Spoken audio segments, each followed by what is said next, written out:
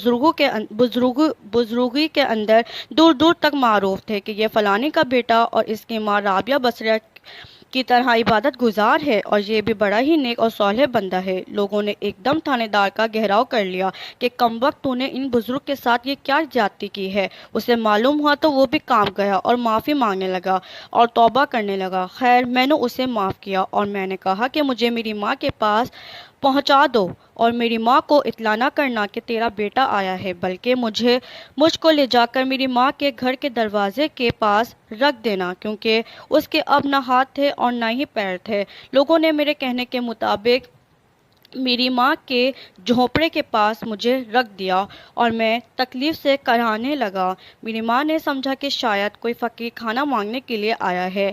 میری ماں نے کھانا نکالا اور کہا، لو بابا کھانا لے لو۔ میں نے آواز دی کہ اماں میرے تو پیر ہی نہیں ہیں، میں کھانا کیسے